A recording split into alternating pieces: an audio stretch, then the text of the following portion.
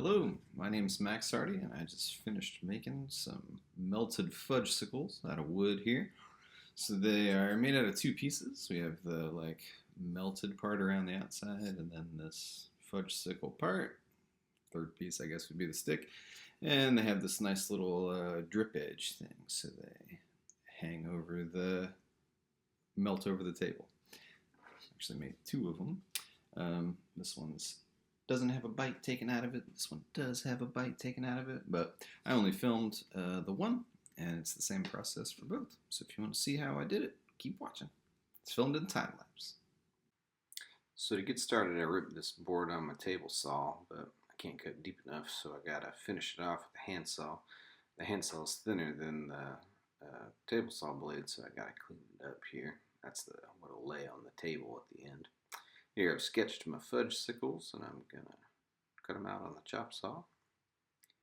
And I'm removing the bite marks out of the melted piece and the fudgesicle itself. Put my sander attachment on, and I just round over the real hard edges, make it look a little more fudgesicly. Looking good. I start the detail work just cutting vertical lines with my knife, trying to be straight up and down. And then I just start chiseling it away. And I want to go, kind of deep because later on, when I want it to look like it's melted, I want to be able to sand it away in certain places. And here's the melted part, and I've chericed the fudgesicle on there, and I'm just removing the material with the drill press. Here I've got to go through and clean all that up with knives and chisels. It's pretty tough to get that thing to fit in there so nicely, but it really fits great. Here I'm routing a channel with my gouge around the perimeter of that, and then I'll set the edge of my sander into that. I use 40 grit sandpaper, and I just really go to town, and I trade off in between the gouge and the sandpaper over and over again.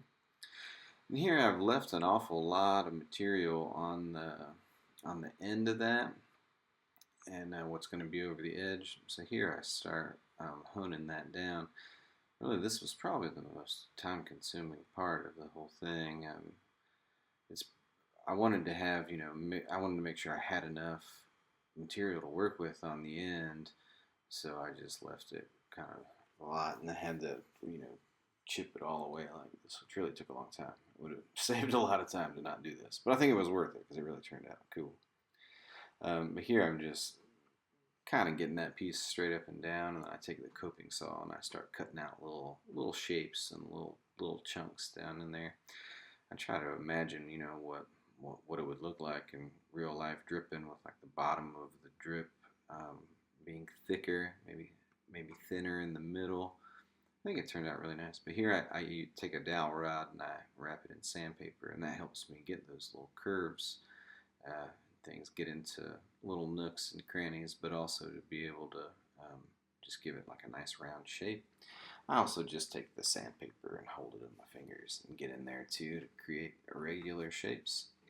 But I think it turned out really cool. Here I'm making the popsicle stick. It's out of maple, and I just round it over with sandpaper by hand, and then I chisel out this small hole to receive the popsicle stick. It barely goes in there, maybe a quarter of an inch. And then here I'm chipping away at the melt part, so it looks like maybe the stick kind of melted and sank into it.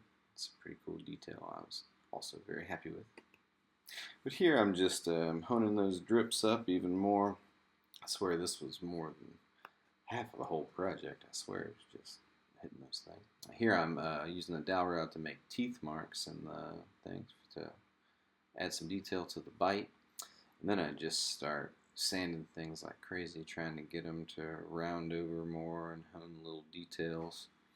I go up through 3 grits of sandpaper, just up through 180.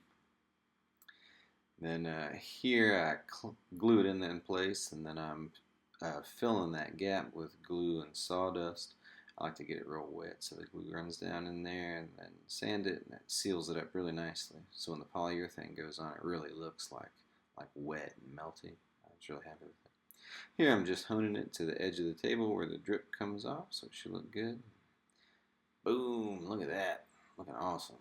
on that polyurethane. Man, it makes it pop. It's just beautiful. I think the wood is amazing. Beautiful walnut. Look at that figure in there. It's just beautiful. Couldn't be happier with.